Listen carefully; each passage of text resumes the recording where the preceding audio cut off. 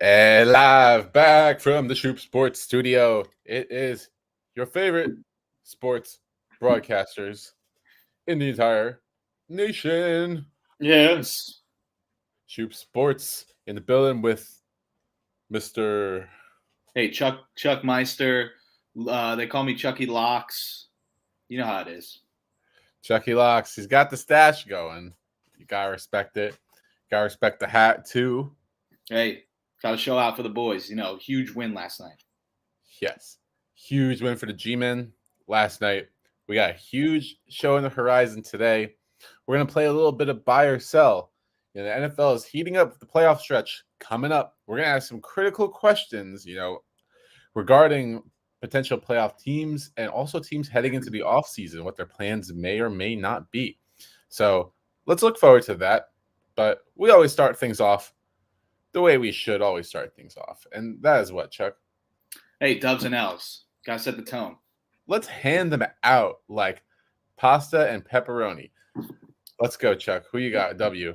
So, first W is going to have to go with actually not one, but two things. So, Dub is going to go to LA.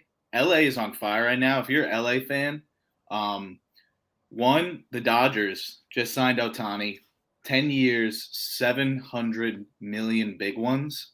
So if you're a Dodger fan, you got to be hyped. Yes, his arm is still a noodle arm, but he'll be back. Maybe he won't be pitching more, but it's still a great piece to an already good team. And then the other LA thing to be proud of as a fan, the Lakers just won the first in-season tournament. It was always Braun. It was always Anthony Davis coming up big. It was a great game in the end, even though it looked like a blowout, but still great game. Pacers put up a fight. So I'm excited for the next one. Hopefully Braun wins another one, and then it'll add to his legacy. But we'll see, and I'm so excited for the rest of the season because it just gave us a preview of what playoff basketball should be. I would say NBA in-season tournament, season 1, turned out to be an absolute success. The fact that they were able to get these players to care so much about this tournament means that, well, they did a good job impressing the players, but in terms of the fans watching, now we have some reason to watch some regular season games. I think, and the other thing, players are playing these games. They're not sitting out these games. No, so definitely not. That is the biggest thing of all. The players are caring about it, the fans are caring about it, and it adds a little intrigue to an otherwise boring regular season. Maybe next year add more teams to the tournament, but in this case, bravo. And also, quick comment on Ohtani. First of all, it's nuts that you can defer that much money in a deal. Like, it doesn't even seem like legal. Yeah, the fact that they can do that's crazy. And I guess it's a W that cancels out because one LA team suffers, the other one gains. So yeah, probably more Dodgers fans in that area. Just my guess. 100% has to be. Chuck, I gave you the floor to talk about it. So since you didn't talk about it, I'm gonna talk about it. My W, Tommy DeVito, and everything that surrounded it last night was like it was almost like his moment last night with him and his family. Oh, let's talk about the football first. Tommy DeVito leads a game-winning drive versus the Packers, looking stellar, looking composed, hitting his open guys and just getting him in the field goal range without even a problem. Watching most teams with poor quarterback play or who've endured poor quarterback play see those kinds of situations and just kind of assume the game is done for. But DeVito came in and handled the moment really nicely. And then in the post-game interview, he kept it cool with all the questions. And I liked what he said. He said, at the end of the day, we're just playing a kid's game, and I'm just having fun out there. So 100%. I love that. Major kudos to him. But the guy that stole the show was his agent, Mr. Sean Stellato, who apparently owns his own sports agency brand. And that may or may not have been the call he was on at the time where that viral picture on the field went viral. And then there was the other video of him kissing Mr. DeVito's dad in the stands, the classic Italian kiss. Like this This storyline it's not just a great storyline because DeVito's an undrafted free agent and he's such an underdog story, but he we are from this area and we know full and well how many Italians are in this area, how much it comprises, the local population of North New Jersey. And just seeing this and now the whole national spotlight is on it. It's like everyone gets a little taste of what it's like to live in North Jersey. And that's what I love the most. It's shining a spotlight on this. It's good kid, good story, and what else can you say about it? It's just I'm still in awe about it. I'm getting excited as a Giants fan like I haven't been in years. Shoop, I couldn't agree more with that. Not only like us being from New Jersey, I think just putting Jersey on the map as a whole. Like I think we got one of the best like high school football teams like in the country. Besides like California, Texas, Florida being better football high school like states, but I think Jersey just as competitive. Tommy Cutlets shows out. He shows like his dog in him, and he literally just gets it done whether it's him scrambling or just being a game manager, just not turning over the ball. And I think about like, would Dimes be more successful in this situation, or do you think he would just play as well as DeVito? That I don't know, but what I do know is this team plays harder under DeVito. For whatever reason, Right? Jones has seemed to lose the locker room early in the season, and DeVito has gone it back. That's going to be a hard thing for Daniel Jones to come back from, but he's still got that massive contract. He's not going anywhere anytime soon.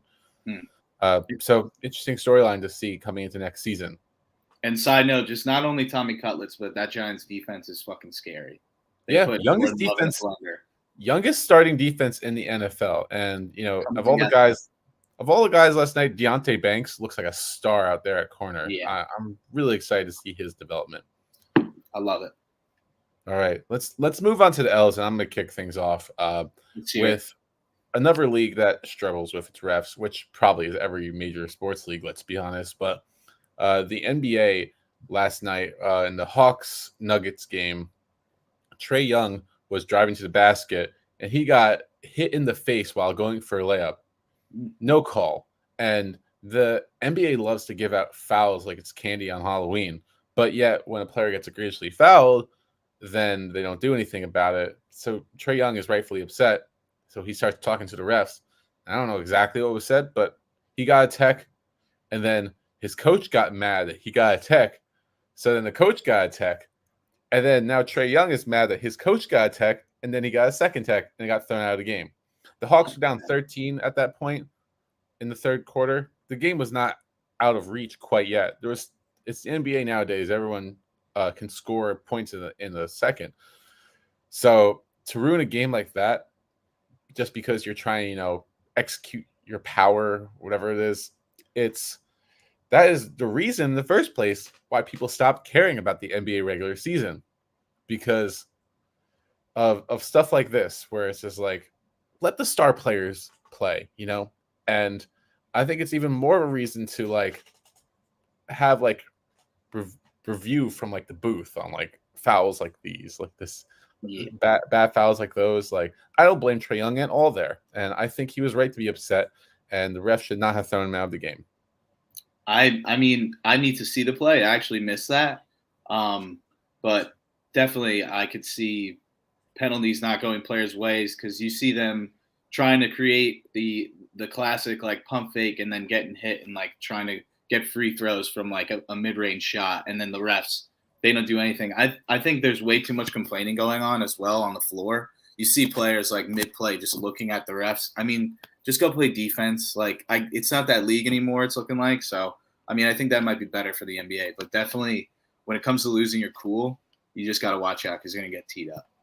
That's true. I mean, yeah, it's like the boy who cried wolf. They complain to the refs so many times that the refs don't care anymore. And then when an actual call could possibly go their way and they don't get it, then then the sky falls down. Yeah, it's the end of the world. Yeah. All right, what you got for your L? All right, so huge L. It's going to have to go. L of the week is going to have to go the Dolphins. Monday last night, they were up by 14 with about 5 minutes left.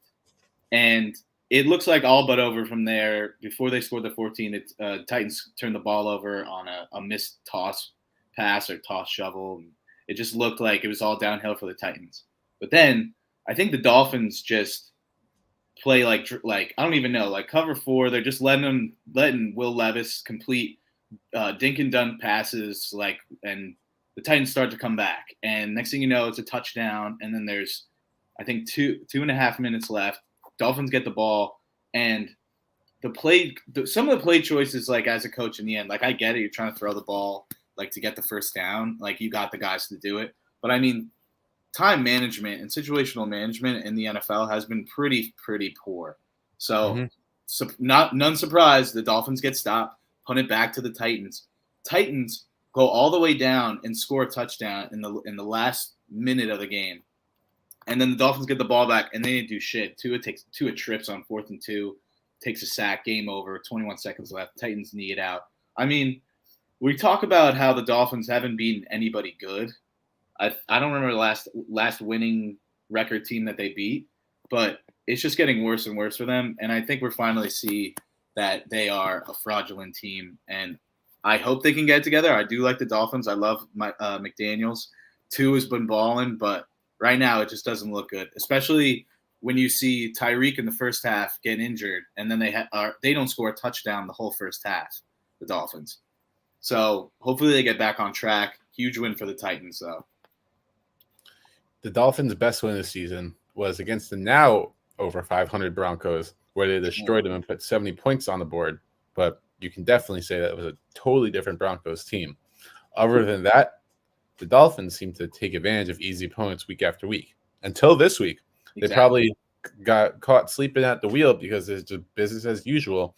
And maybe it's a much needed wake-up call for this team that playoffs are coming soon. You're not going to be facing the likes of the Titans and the Commanders and the Giants and Dolphins and, all those, the Jets every week. So they need to watch out. And they got the Jets coming up. And Zach Wilson looked much better this past week. So be ready. Be ready, Dolphins. I'm pretty sure they play I think they play the 49ers and Bills too. So we'll see how they make it out. Yeah, that'll be 16 and week 16 and week 18 pop. Yeah, I think you're right. Yeah. So yeah, they need to get ready for it. Okay, let's play a game here. Let's play some buy or sell. We got about 4 weeks until the playoffs start. The playoffs are jam-packed in both conferences, both at the 1 seeds, the wild card spots. The division races are tight. The NFL is on crack this year. It's incredible. But there are some things that we should talk about in this episode. And let's begin with the controversial, or at least some people might want you to think it's controversial, the Chiefs-Bills game, where the Chiefs almost won the game on a miracle lateral play where Travis Kelce catches it at midfield, passes it back to Kadarius Toney, who runs it in for the touchdown. The only problem being was that Kadarius Toney had a tiny bit of a head start. His foot was over the line of scrimmage. Offsides was called the flag was thrown at the beginning of the play. So before the play even happened, Toney, you can see on the replays, he was offside. But Patrick Mahomes was livid. After the 4th down play, he was slamming his helmet down the sideline. He had to be held back by his teammates going at the ref. And he even complained to Josh Allen in their post-game handshake. Didn't even acknowledge Allen, just complained about the call. Was still very frustrated. Now, he did take back some comments. He said that he regrets the way that he acted. But, Chuck, buy or sell, Mahomes has a right to be frustrated. I'm buying this. This may be biased because I'm a huge Chiefs fan, but I'm going to put it into a different perspective. Like, if you watched the play before, Kadarius Toney looks at the ref. I'm pretty sure they make eye contact. And if you look at the ball and where he puts his foot down, before Creed Humphreys, the center, picks up the ball, Kadarius Toney's foot is on the basically his foot is the ball. So I'm almost positive that's on the line. So, maybe he was all the way offsides, but I don't think he was that offsides. I think this happens in the league more often than not. I definitely hate the call. I understand the call, but I'm going to defend Mahomes. So There was remember that flag against the Packers, and that was no call. Mahomes is all class. So after that, he went into the post game and he was like, "I should have thrown that ball. Like he was wide open. I should have thrown that ball a little bit more closer, not as out of reach." All class, taking respect for it, not saying it was the penalty, saying it was his throw. So I love that. And then you have that, and then like losing in the Eagles game at the last minute because guys aren't catching the football or getting open, and then this play happens, which I don't know, shoot, like I've never seen this call like in my life. Like guys line up on the ball, I think all the time, and sometimes their toe is an inch forward from the center's head, and refs won't call it. There's some guys I'll watch the snap go, and there are guys moving and they won't call it. So I just think it was an outrageous call. Mahomes has every right to be upset. It was all boiling up from the past season's loss they had in such tight games. Like they're 8-5. They should be 10-3 if two games go their way in the end. That game and the Packers game. So I totally understand his frustration, and I'm buying it. I'm going to sell the fact that he is upset about the refs, but more so that he used the refs as a scapegoat. And I think he's truly frustrated with his receivers' poor performance this year. And this was another thing on top of it. Chuck, even if Tony was, let's say he was offside in a previous play and he checked the refs and they said yes, he didn't check with the refs on this play. And they called the flag before the play happened, before all that magic happened.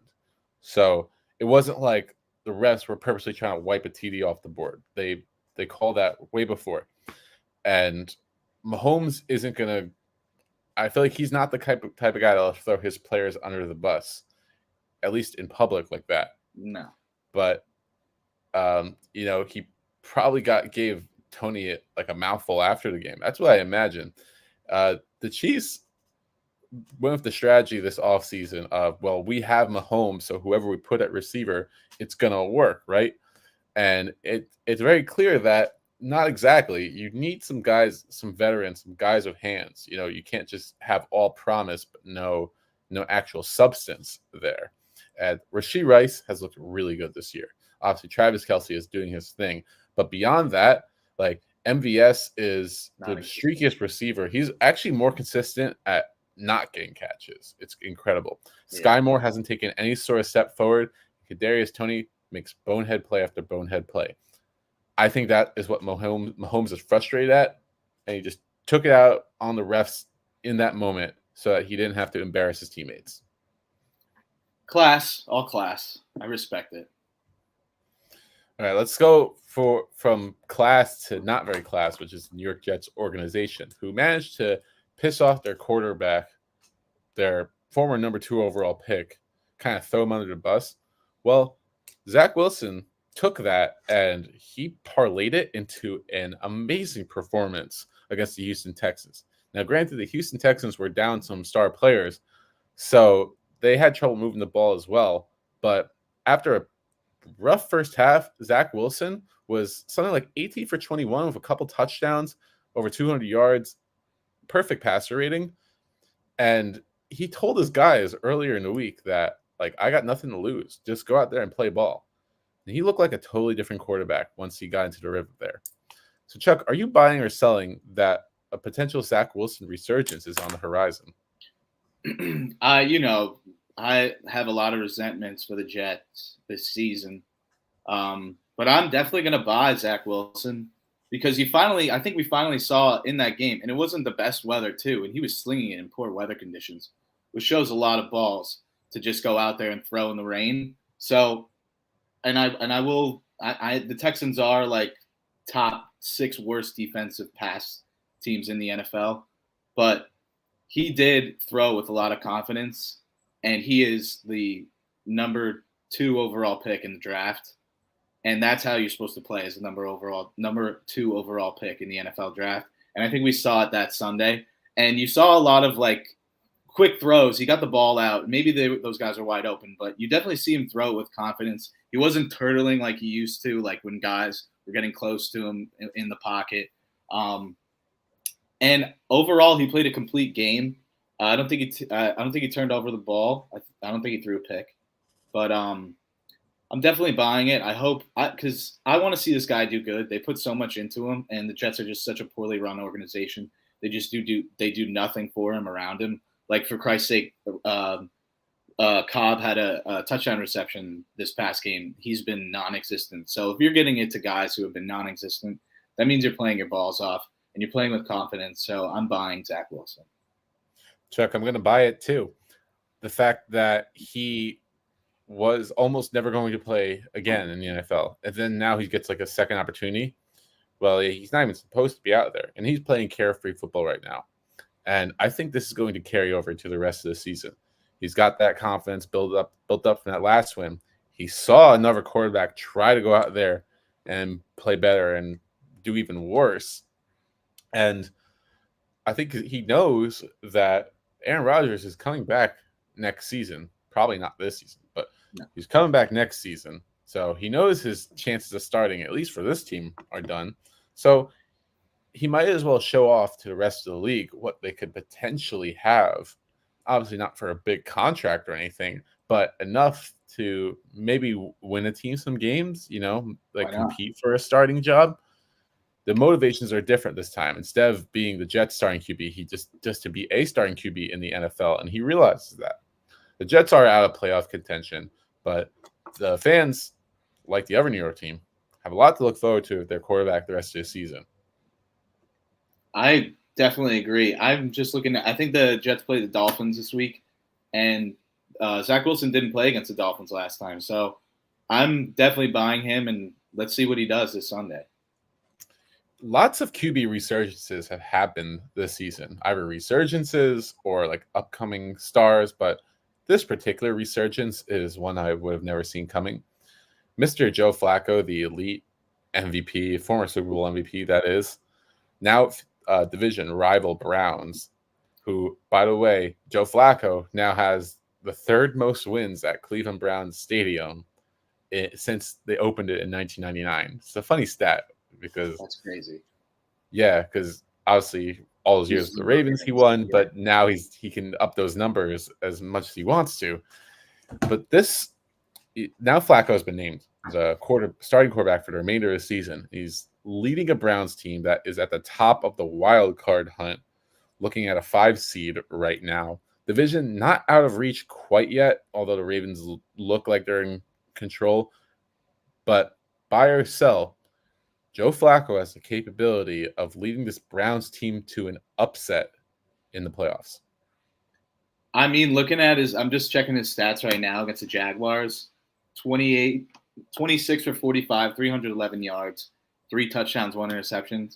It's like we're back to old Ravens Flacco in their Super Bowl run, where he has the record for like most touchdowns to interception ratio. It was like 10 to 0 on that playoff run that won them the Super Bowl.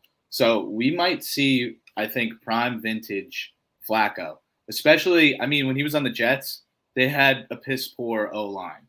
Now he's on the Browns, who have definitely a better, decent O-line. So he's back there slinging it. He's got weapons, Amari Cooper. They establish it with a run game, so he can run his play action, which he's really good at.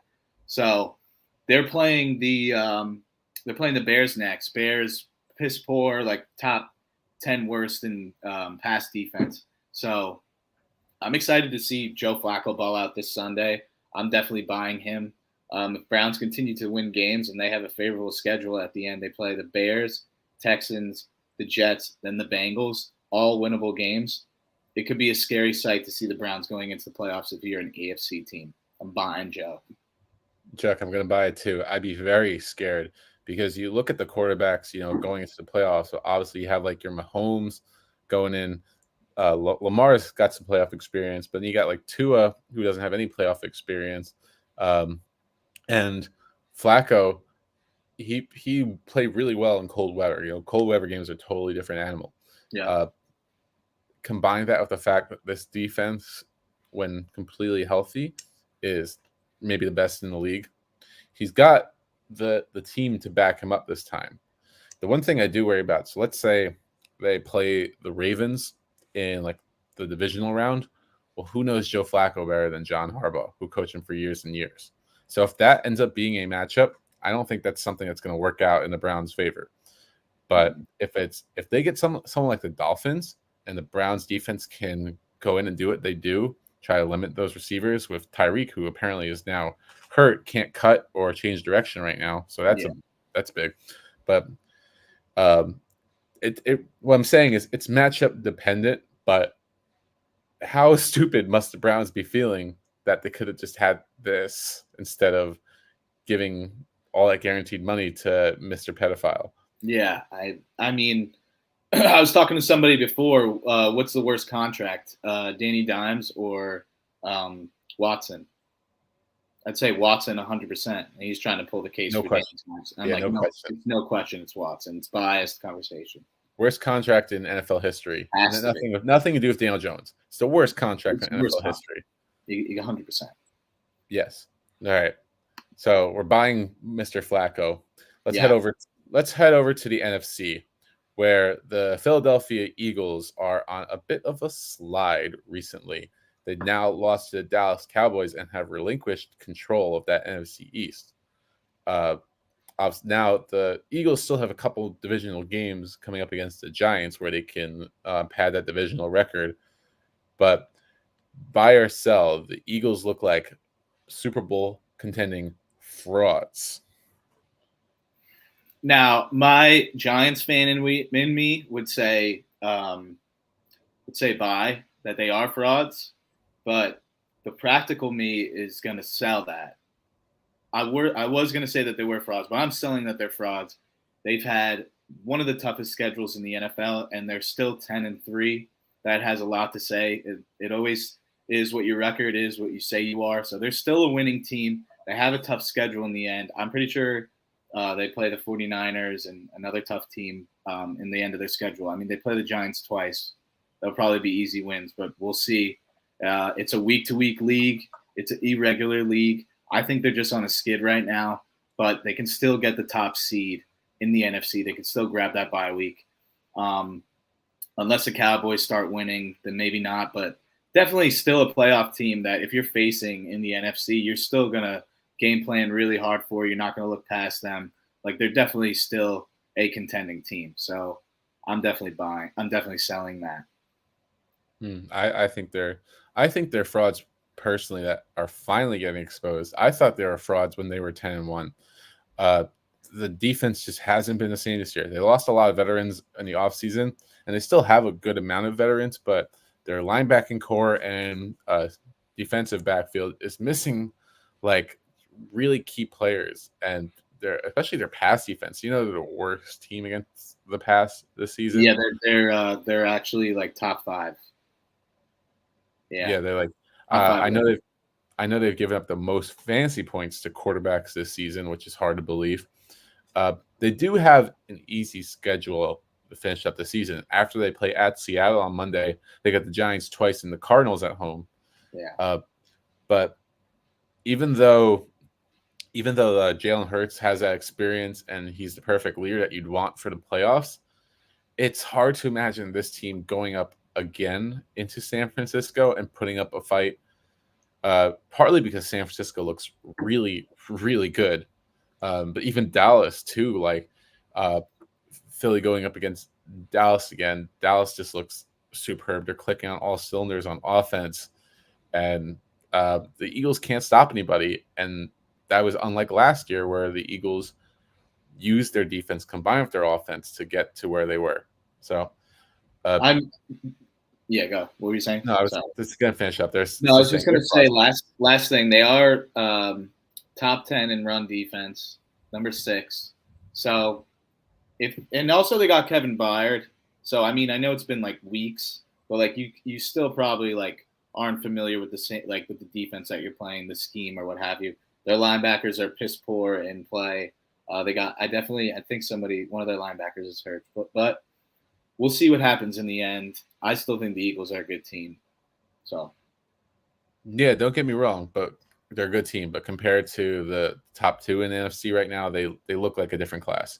Mm-hmm. We're gonna cap off this buy or sell with a bit more of an open question. So, This year, it feels like we say this every year with injuries in the NFL, but injuries to star players this year, it seems like it's been happening all across the board. You got Justin Jefferson leaving the game again. You got Justin Herbert, who is now out for the season after getting finger surgery. We've had we have maybe like 13.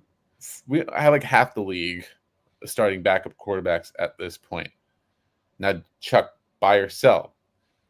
The NFL has an injury problem right now, or is it just regular I business?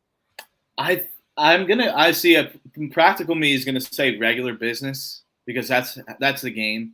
Like going in, like you're gonna get dinks and bruises and little annoying aches and pains because that's what the game is all about, the physicality.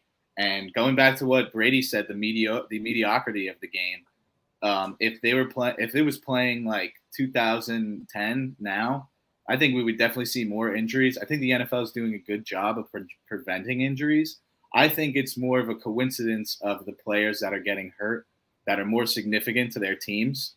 It's a long season. We do see players coming back, what have you, but I am I'm definitely buying that there are too many injuries because I'm gonna single out one position in the NFL that is kind of, I think, the main point of it is the O line play. I don't think we have enough offensive linemen that are superiorly good at blocking or um, just doing effective run blocking in general and opening up these lanes for these defensive guys to just clock the quarterback or blindside a guy after a quarterback throws it blindly with a guy in his face and then he's throwing it right in front of a DB and the wide receiver gets knocked out. It definitely has to be offensive line play. Like, I don't think a lot of people now, like, especially younger kids, want to be O linemen, like just blocking. And a lot of people want to be the guy. But I think we just have to probably just get the message out that blocking is the most important part of the game. If you don't have blockers, you're not scoring touchdowns. So if we could get more good linemen, then I don't think there's an injury problem. And yes, I'm buying that. Chuck, I want to bring a couple of things up. So I'm gonna sell the fact that it's a problem. I think it's part of this evolution of the game, Yeah. and as we are as players compete to get into the NFL, they're bulking up, they're getting bigger, stronger, faster, and when you get bigger and stronger, you gain more weight by adding muscle. Yeah. And so when you get into these scrums or when players fall on top of each other, it's more weight coming down on players than before. And the human body has evolved like like to respond to different amounts of weight like the same way. Like 260 pounds, it's gonna hurt more than 240 pounds if it lands on you. Yeah. I think that's part of the problem, which is a problem that can't be solved because NFL teams want better talent.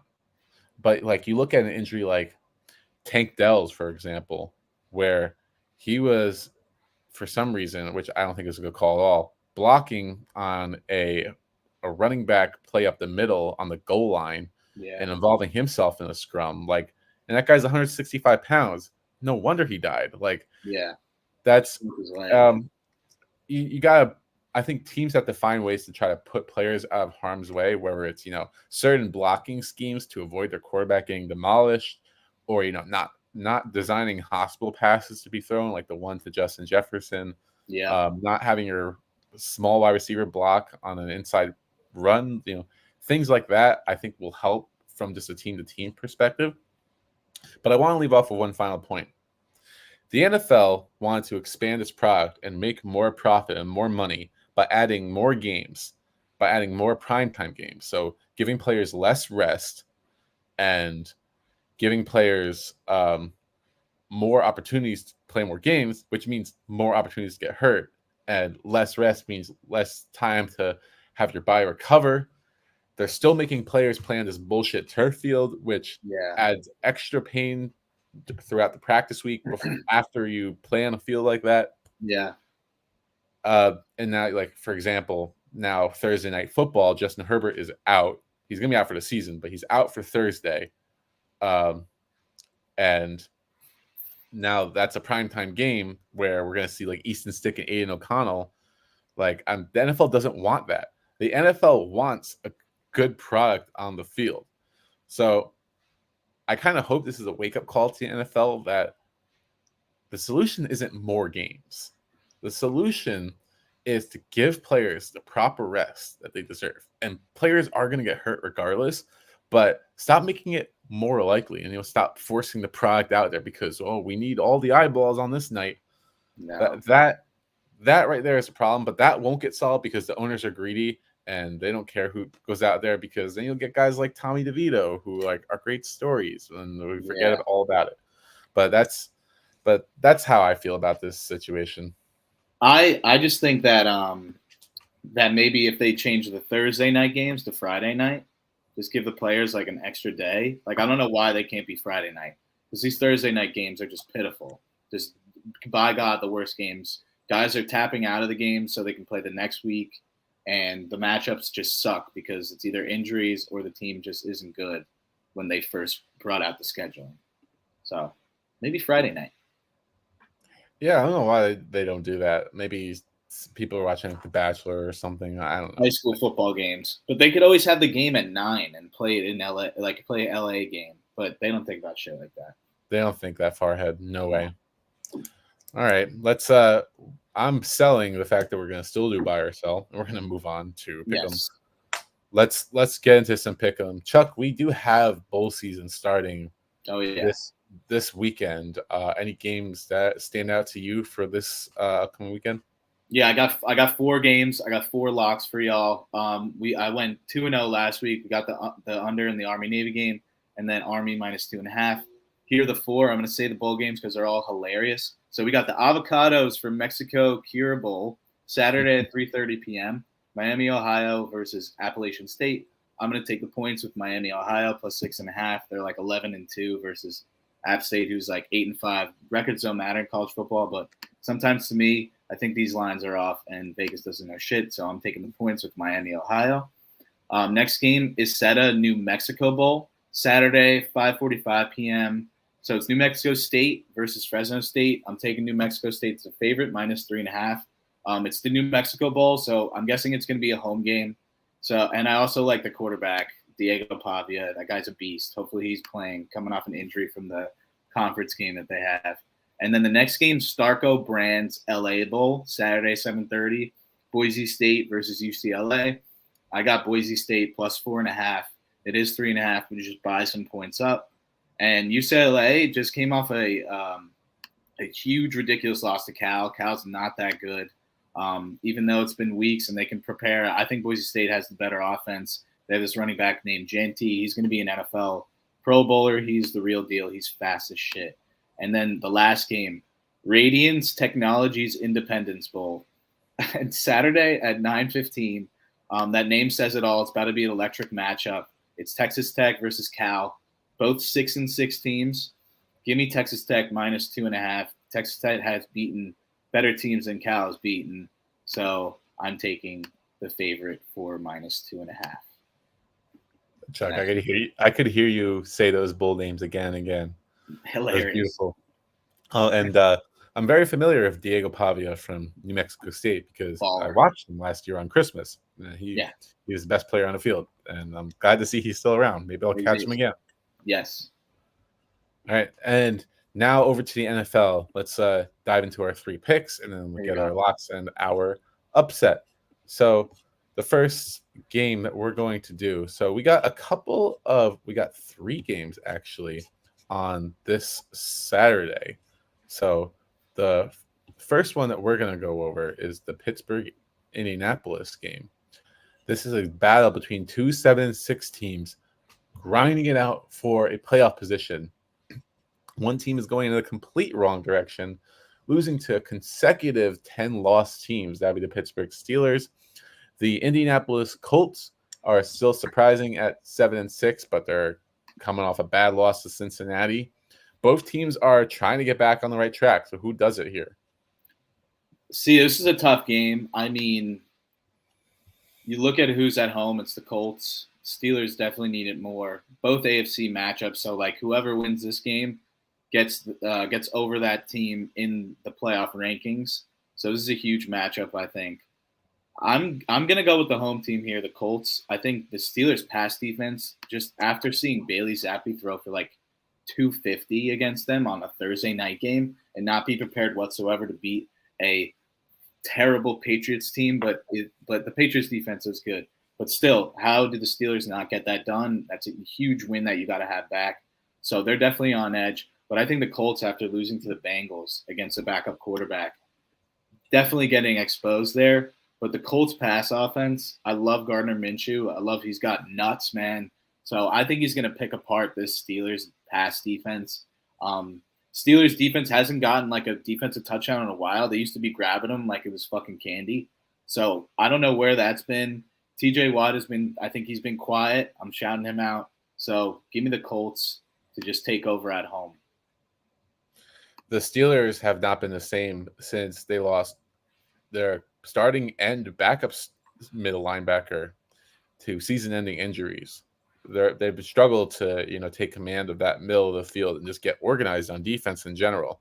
And there's also that element of these players aren't taking these games seriously against lower level teams.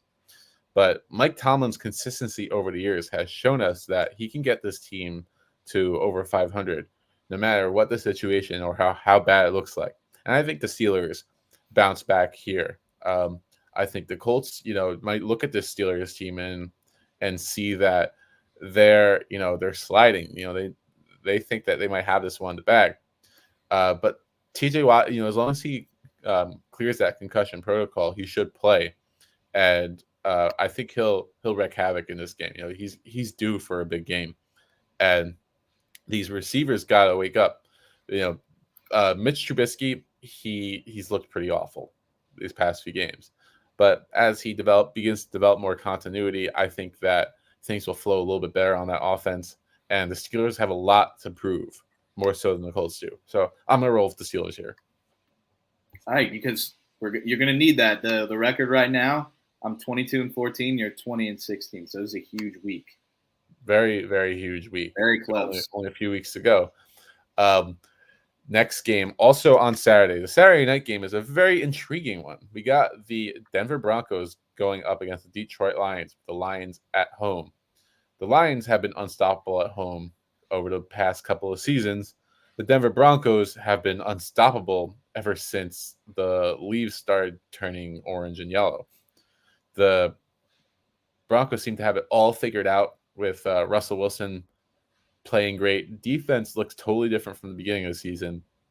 Detroit is coming off an embarrassing loss to Chicago, but they still have business to take care of their own. Still got to lock up that NFC North. Equal motivation on both sides here. Who do you got? Huge game for both teams. Definitely bigger for the Broncos coming in on the road. They're doing pretty well against quarterbacks. Not giving up a lot of touchdowns like they did against the Dolphins. But, yes, it's totally new defense for the Broncos. Lions got their ass kicked against the Bears at the Bears. Goff never really does well on the road if you look at his splits. Now he's at home. And I was looking, the Broncos defense do give up a shit ton of passing yards to passing teams. So, like C.J. Stroud last time, they gave up like 275 yards passing. I'm looking for Goff to have a big bounce back game, especially at home, prime time under the lights, to just shred this defense and absolutely just cover by 5 points, because they need a big win to go into the playoffs. And in that primetime stage, to take your team to that W and then keep the weeks going, I think that's going to be huge for Dan Campbell going into the playoffs and trying to get that top spot in the NFC. So give me the Lions. This is a battle of two teams that I really like going into the playoffs, but I can't help but feel like this Detroit team is just heading in the wrong direction. But there's always time for bounce backs. So I'm going to go with this Detroit team. They're a 5-point favorite after all, but I even think they cover that. They're too talented not to bounce back, point blank. I just don't think they really got up for that Bears game. No. And the weather conditions certainly affected things. Being on the road affected things, and they're going to get some key players back in this game as well. On Denver's side, this is just it's not a great matchup for them. Not at all. Denver is more apt at defending the pass, not the run. I think Detroit, this is the kind of game where they can control the clock and work it in their favor. And for Denver's sake, it's a game against an NFC team. It's not as important for them to win, even though that playoff race is tight. So I'm gonna go with Detroit as well and lock them in. Lions, baby. All right, and we got one more game that we're going to go over, and that is going to be possibly the game of the week. That's going to be the Dallas Cowboys going on the road against the Buffalo Bills. Seems like the Buffalo Bills are playing someone difficult every week, isn't it? Right, Chuck? I mean, it's amazing how they're still in the playoff hunt. So yeah, it's crazy. a tough one here. It's got to be a tough one here. Bills definitely need it more. They're at home. Cowboys coming off an electric win against the Eagles. I think the Cowboys get caught sleeping here because the Bills come off an electric win against the Chiefs. Just got to tip your hats to them. Josh Allen's been playing amazing. I think if it wasn't for the Bills' record, I think Josh Allen would definitely be in the MVP conversation. And the stats definitely don't show it. But, I mean, the guy just pumps out touchdown passes and runs it in like he's fucking Superman. So it's definitely going to be cold as hell there. I checked. It's like 36, 32 degrees. That might be a factor for the Cowboys. I don't remember the last time they played outside in the cold this whole season. So give me the Bills at home, and I definitely would pick them to cover at -2.5. I'm going to go with the Bills as well here. The Cowboys just came off a major victory on national television. Everyone was saying that Dak Prescott can't beat big teams, and he just went out there and proved that. We saw what happened with the Green Bay Packers this past Monday after they had a huge victory statement game on national television. They go ahead and poop the bed the following week. Yeah. The Bills know that they have ground to make up from from earlier in the season, and it's not like the Bills are going to get caught up on that win. The Bills know that their expectation was Super Bowl this year, and they're not in the playoffs right now. So they need to win games. So they're motivated in every game going from here. And this Cowboys pass defense is very exposable. So this is a perfect team for them to take advantage of that. I expect a shootout in this one. Yeah. I think it's going to be something like 34-31. And I think the Cowboys might make a few sloppy mistakes, and that'll be the key in the game. Bills will take this 34-31. The over-under is 50.5. So I would definitely take the over. Mm-hmm. And let's lock in a couple more picks and get your upset of the week. Okay, so real quick, NFL locks this season. I went 4-0-1 last week. I'm 26-19-2 on the season. So here we go. Saturday, 1 p.m. Bills for Vikings at the Bengals. We're gonna take the Bengals -3. The Vikings only scored 3 points last week, and their defense looked abysmal against like a Raiders defense that's kind of good, but you can still definitely move the ball on them. But you just scored no points. So you're going into the Bengals that can score a shit ton of points. I'm taking the Bengals -3.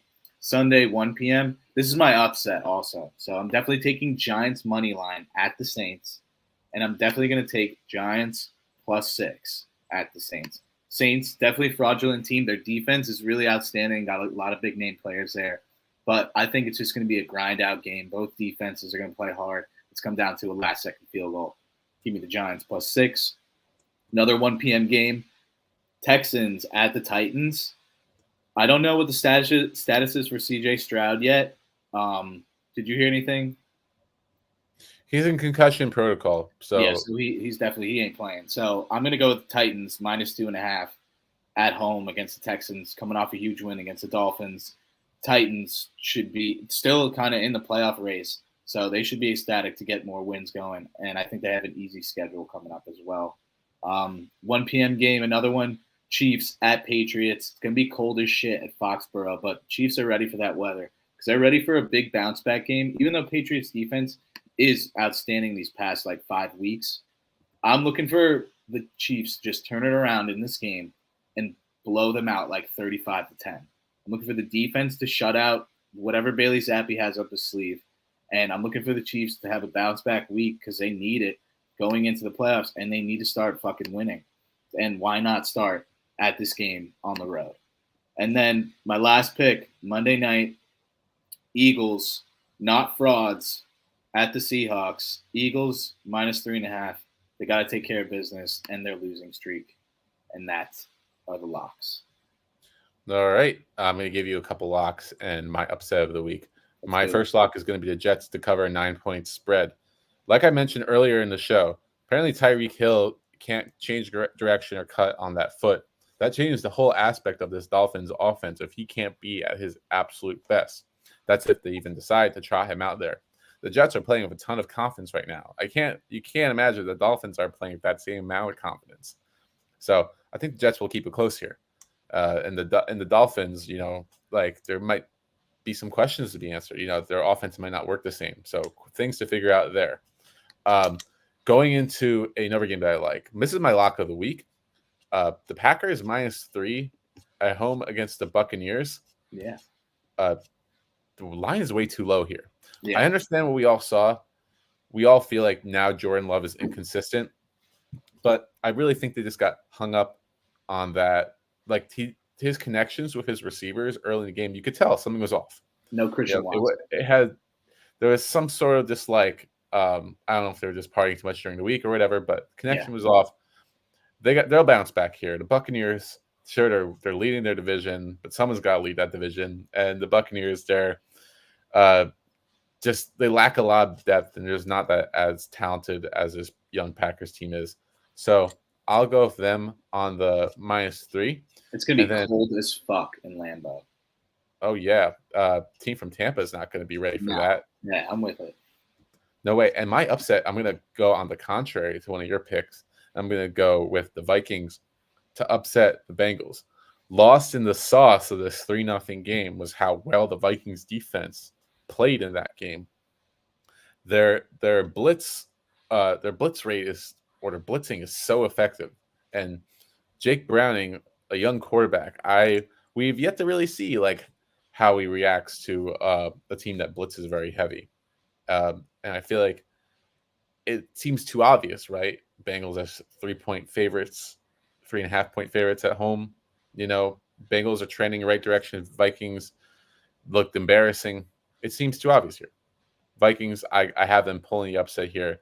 With Nick Mullins in, I think even if it's just temporary, it gives them a boost on offense. In Mullins, we trust. Yes, with or without Justin Jefferson too. Yeah, that sucks. He's out. Mm-hmm. But you know what doesn't suck?